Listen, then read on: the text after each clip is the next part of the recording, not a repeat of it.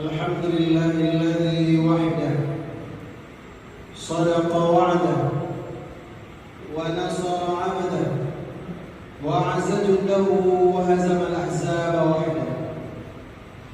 أشهد أن لا إله إلا الله وأشهد أن محمدا عبده ورسوله.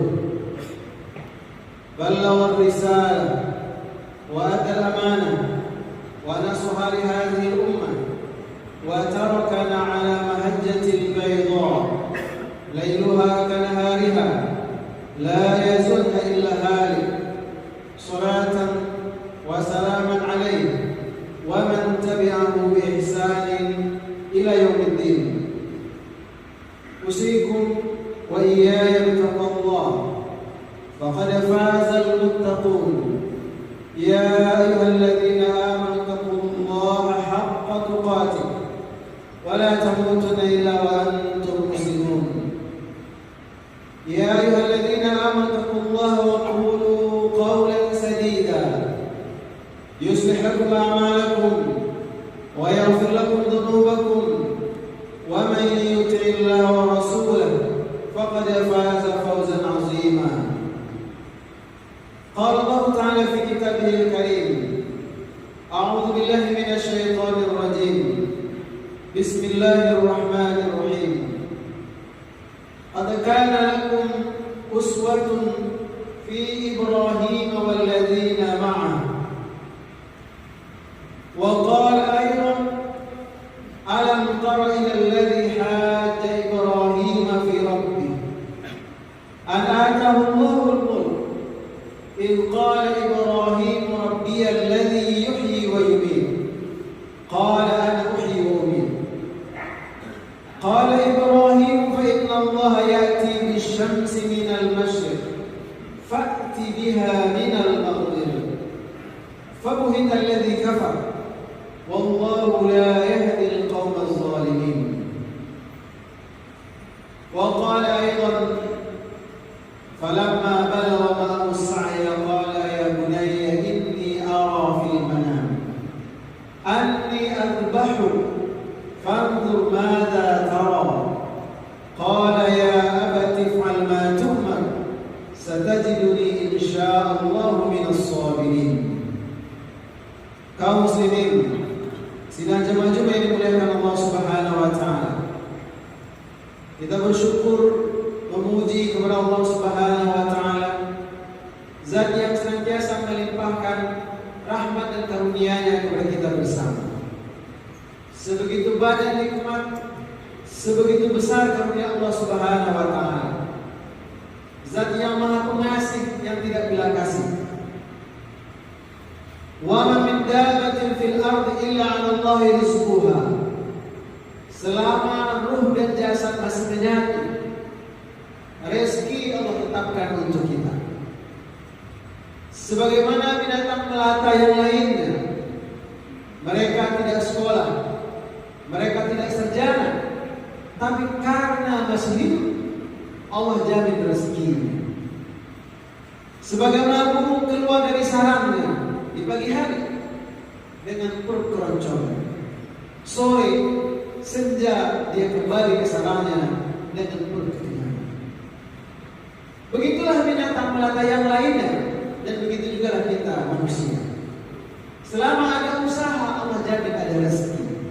Selama ruh dan jasad masih menyatu, maka rezeki dijamin oleh Allah Subhanahu wa taala.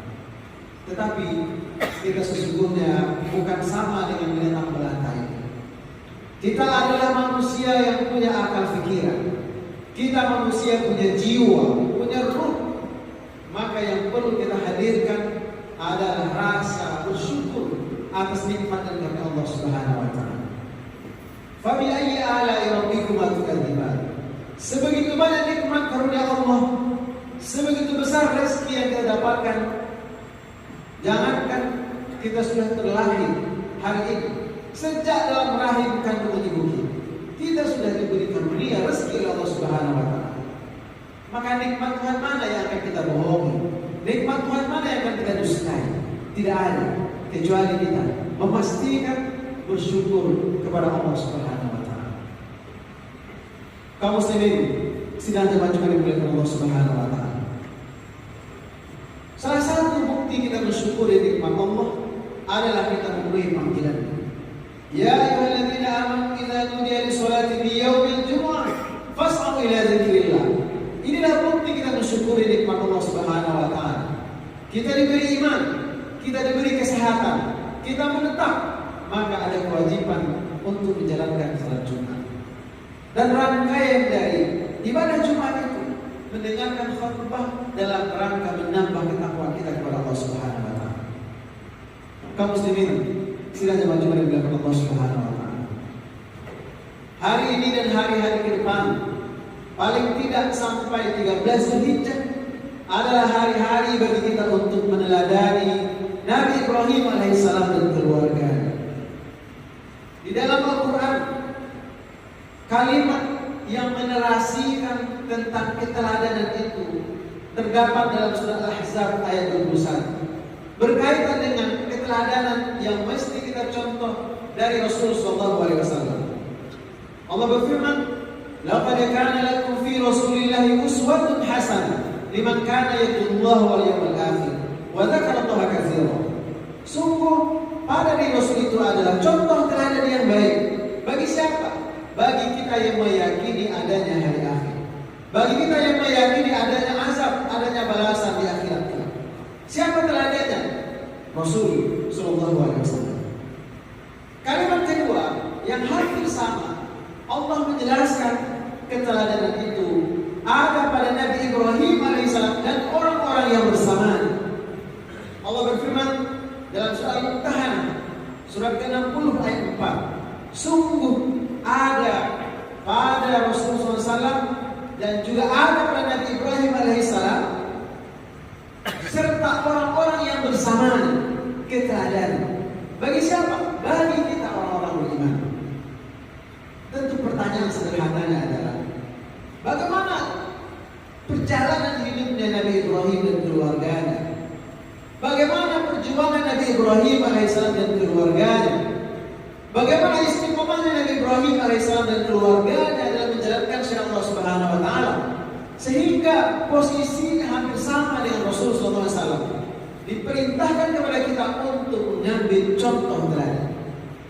Maka pilihannya untuk menjawab pertanyaan itu adalah dengan membaca sirah Nabi Ibrahim alaihissalam dan keluarganya. Adalah Nabi Ibrahim yang mengajarkan kepada kita siapa sesungguhnya yang berhak untuk disembah, siapa sesungguhnya yang berhak untuk ditaati, untuk dipatuhi, siapa sesungguhnya zat pemberi rezeki. Ternyata bukan bulan, bukan bintang, bukan matahari. Karena bulan, bintang, matahari tidak punya kuasa, tidak punya kemampuan untuk menyelamatkan diri. Ini yang dikatakan oleh Nabi Ibrahim. Ketika dia melihat bintang-bintang begitu gemerlap memberikan cahaya, membuat orang bahagia di malam hari. Tapi ketika subuh datang, bintang mulai hilang.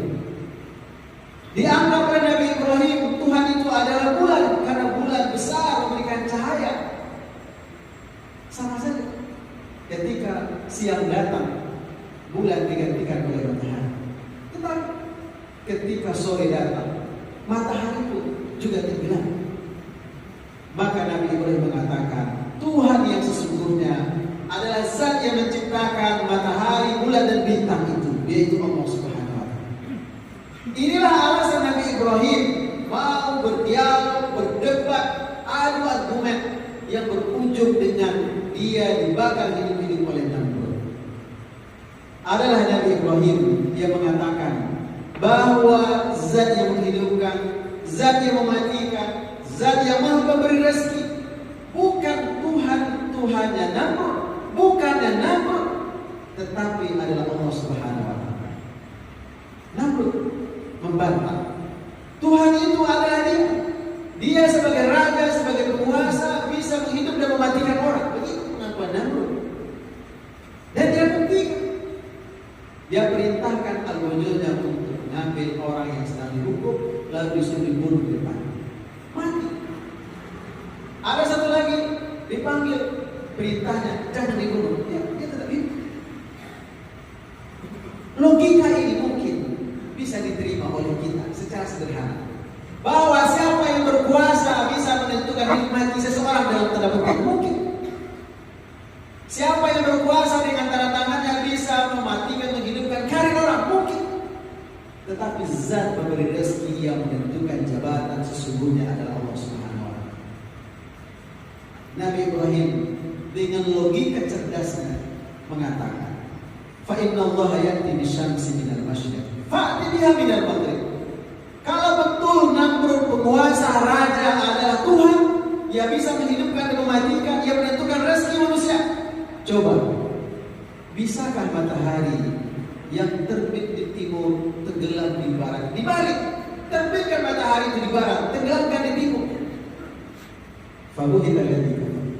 Gak ada, gak bisa. Jadi belajar dari sejarah cerita Nabi Ibrahim dan Namrud ini, kita bisa menggarisbawahi apapun posisi jabatan kita, apalagi rakyat biasa, penguasa, pejabat, raja saja tidak bisa menandingi Tuhan, apalagi mengaku sebagai Tuhan. Bagaimana matinya Namrud? Mati hanya gara-gara satu ekor lalat. Bagaimana matinya Firaun? Tenggelam di Laut Merah. Dua-duanya mengaku sebagai Tuhan. Bukti bahwa raja, penguasa, pejabat bukan Tuhan.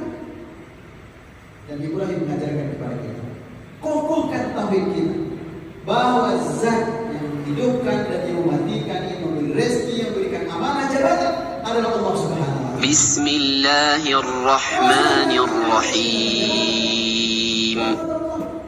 Allah yang berhak mencabut dan memberikan amanah. Walaupun ujungnya harus berhadapan-hadapan dengan pemerintah, dengan penguasa yang zalim, yang aniaya, yang tidak patuh kepada undang-undang dan regulasi. Dan rasanya beban kita sebagai rakyat biasa belum sama seperti beban yang ditanggung oleh Ibrahim alaihissalam. Nabi Ibrahim karena melawan ketidakadilan, karena memperjuangkan kebenaran, karena menolak kebatilan, berujung dengan dibakar hidup-hidup oleh Namrud dan bala tentaranya. Tetapi apa yang terjadi? Wallah al-hayyul qayyum ar-razzaq al-qahhar as-sami' al-basir. Allah buktikan api yang sesungguhnya punya sifat membakar secara sunatullah tidak berlaku untuk Nabi Ibrahim alaihissalam. Wa qulna ya naru kuni bardan wa salaman ala Ibrahim. Wahai api yang punya sifat membakar yang panas, jadilah dingin untuk Ibrahim dan selamatkan Ibrahim. Dan terbukti Nabi Ibrahim tidak merasa kepanasan, tidak terbakar sama sekali. Itulah bukti bahwa ketika kita dekat dengan Allah Subhanahu wa Ta'ala, ketika kita membuktikan tauhid kita tidak sumbing, penuh, utuh, sempurna dengan Allah, Allah akan membuktikan pertolongan. Itulah pelajaran pertama yang diajarkan oleh Nabi Ibrahim. Bagaimana kita harus kokoh, harus kuat, harus istiqomah dalam ketaatan kepada Allah. Dan itulah makna dari syahadat kita. Asyhadu an la ilaha illallah. Tidak ada zat yang disembah, tidak ada zat yang ditakuti, tidak ada pengabdian, tidak ada kepatuhan, tidak ada ketaatan kecuali hanya kepada Allah SWT. Bahwa kita patuh pada seseorang dalam rangka taat kepada Allah SWT. Bahwa kita menjalankan perintah atasan adalah karena perintah itu sejalan dengan syariat Allah SWT. Bahwa kita tunduk kepada undang-undang positif yang dibuat oleh negara adalah karena undang-undang itu sejalan dengan syariat Allah SWT. Kaum muslimin sidang jemaah dengan Allah Subhanahu wa Ta'ala. Adalah Nabi Ibrahim yang juga mengajarkan kepada kita, dan ini mesti kita teladani bagaimana dia dengan anak dan istrinya membuktikan ketundukan dan kepatuhan itu sampai pada puncak ketika Allah takdirkan Nabi Ibrahim dikaruniai anak di usia tuanya dari pernikahannya dengan Siti Hajar. Ismail masih bayi, masih balita. Allah perintahkan untuk mengantarkan anak dan istrinya ke sebuah tempat yang tidak ada dalam peta. Itulah Makkah hari ini. Padang tandus status tidak ada kehidupan sama sekali. Ketika sampai ke titik yang diberitahu Allah, Siti Hajar bertanya, wahai suami, atas dasar apa kami dihantarkan ke sini? Nabi Ibrahim tidak bisa menjawab dan tidak bisa perasaan. Istri yang baru melahirkan anak yang masih porak dihantarkan ke sebuah tempat padang tandus, tidak ada kehidupan dan tidak ada bekal sama sekali. 3 kali Siti Hajar mengulang-ulang pertanyaan itu. Dan Ibrahim, bukti Ibrahim juga adalah manusia, tidak bisa menjawab pertanyaan istri. Barulah ketika Siti Hajar bertanya, apakah ini perintah Allah? Barulah Ibrahim menjawab, betul, ini perintah Allah. Siti Hajar mendengar jawaban ini adalah perintah Allah, dia mengatakan, saya ridho. Barulah Ibrahim kembali ke Palestina. Bagaimana kehidupan Siti Hajar? Dia mulai dengan mencari sumber kehidupan yang sesungguhnya, yaitu air. Dan itu kita punya uang banyak, boleh silakan. Tapi kalau kita tidak ada air, tidak bisa minum, kita bisa dehidrasi. Mana yang penting kalau harus memilih, makanan atau minuman? Kalau harus dipilih, minuman. Dan itu penting. Siti Hajar melihat dari kejauhan, kayaknya mata air. Padahal itu hanya bayang-bayang atau morgana. Dikejar oleh Siti Hajar. Sampai di titik yang dia tuju, ternyata hilang lenyap. Tidak ada air itu. Dalam kelelahan dan keletihan itu, dia melihat ke belakang. Oh, ternyata di belakang ada mata air. Dekat dari Ismail. Dia kejar lagi. Ternyata sampai di situ juga tidak. Berulang-ulang sampai 7 kali. Itulah simbolik syariat sa'i antara Safa dan Marwah. Siti Hajar bolak-balik seperti itu mencari mata air. Dan di putaran ke-7 dia baru bertemu. Betul-betul ada ternyata mata air dekat dari Ismail. Maka dia mengatakan, Zamzami, Zamzam, berkumpul yang hari ini. Itulah mata air Zamzam yang sampai hari ini dan insya Allah sampai hari kiamat tidak akan pernah kering. Bukti kekuasaan Allah Subhanahu wa Ta'ala. Maka Siti Hajar mengajarkan kepada kita, yang penting kita berikhtiar, berusaha maksimal. Andai pun berubah dari skenario, tetap ada Allah yang Maha menentukan tentang rezeki hak kita masing-masing. Fa'tabiru ya ulil absar la'allakum turhamun.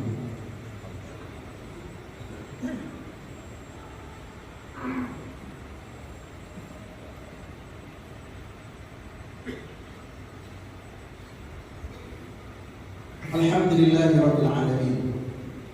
Wassalatu wassalamu ala asyrafil anbiya'i wal mursalin wa ala alihi wa sahbihi ajma'in. Asyhadu an la ilaha illallah wa asyhadu anna Muhammadan 'abduhu wa rasuluh. Qala Allah Ta'ala fi kitabihil karim, a'udzu billahi minasy syaithanir rajim. Bismillahirrahmanirrahim. Inna a'tainakal kautsar fasholli li rabbika wanhar. Inna syani'aka huwal abtar. Kaum muslimin, sidang jemaah Jumat yang dimuliakan Allah Subhanahu wa Ta'ala. Pada khutbah pertama sudah kita sampaikan bahwa sesungguhnya pada Nabi Ibrahim alaihissalam dan orang-orang yang bersamanya, istrinya ataupun anaknya, adalah contoh teladan yang baik. Dan keteladanan itu dikukuhkan menjadi syariat kita umat Islam. Bagaimana prosesi haji, dari tawaf, sa'i, lontar jamrah, itu sesungguhnya adalah syariat yang sebelumnya dicontohkan oleh Nabi Ibrahim AS. Dan bahkan kenapa ada syariat berkurban, itu sesungguhnya adalah nampak jelas bagaimana Ibrahim dan keluarganya membuktikan ketundukan dan kepatuhan sampai pada puncaknya harus menyembelih atau mengorbankan anaknya sendiri. Allah berfirman, "Falamma balagha ma'ahu as-sa'y." Ketika Ismail sudah usia balik bisa berusaha mandiri. Menurut ulama tafsir, rentang waktu umurnya antara 8 atau 12 tahun paling tinggi. Dia tidak sekolah, karena tidak ada sekolah waktu itu.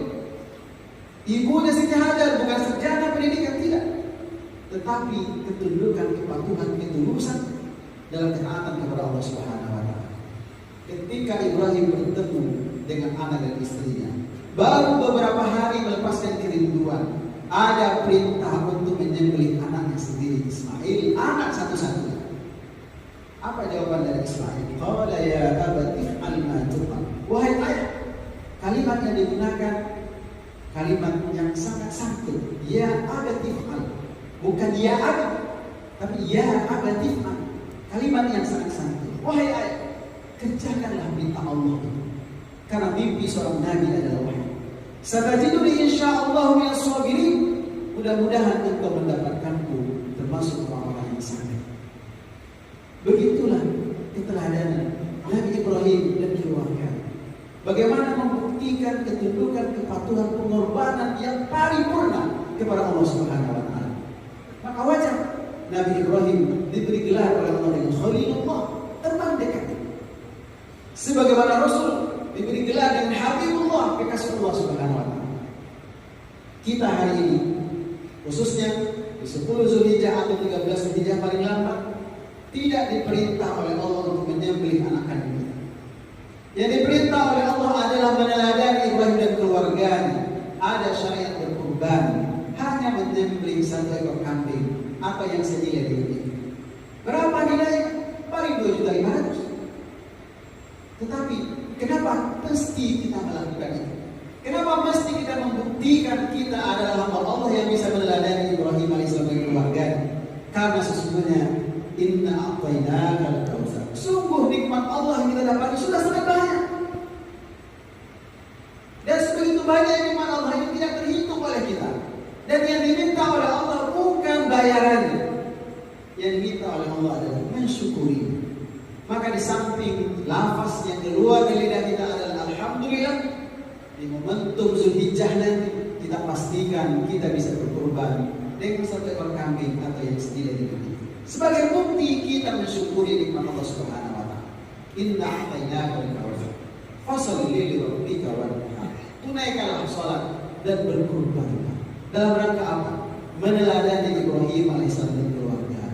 Apa yang sampai kepada Allah bukan dagingnya, bukan darahnya, bukan kulitnya. La yanalallaha luhumuha wala dima'uha walakin yanaluhu taqwa. Bukti ketundukan, bukti kepatuhan.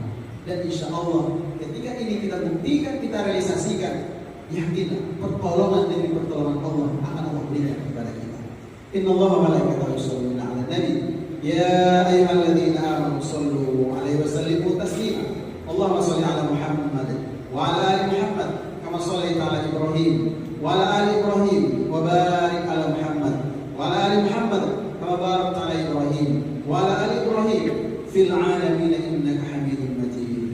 Allahumma ighfir lil muslimina wal muslimat wal mu'minina wal mu'minat al ahya'i minhum wal amwat. Rabbana zalamna anfusana wa in lam taghfir lana wa tarhamna lanakunanna minal khasirin. Allahumma shrah lana sudurana wa yassir lana umurana wa ila al khairi qarribna wa 'anil syarri ab'idna wa ila al iman wal islam jam'an tawaffana wa anta radin 'anna ya arhamar rahimin. Allahumma arina al-haqqa haqqan warzuqna ittiba'ah wa arina al-batila batilan warzuqna ijtinabah. Allahumma khtimna ajalana bi husnil khatimah wa la takhtimna ajalana bi su'il khatimah. Allahumma inna nas'aluka al-jannata wa na'udzu bika min sakhatika wan nar. Allahumma inna nas'aluka al-jannata al-firdausi bi rahmatika ya arhamar rahimin. Rabbana atina fid dunya hasanah wa fil akhirati hasanah wa qina adzabannar. Ibadallah, innallaha ya'muru bil 'adli wal ihsan wa ita'i dzil qurba wa yanha 'anil fahsya'i wal munkari wal baghi. Ya'idukum la'allakum tadhakkarun was'aluhu min fadlihi yu'tikum wa la dzikrullahi akbar wa aqimus shalah.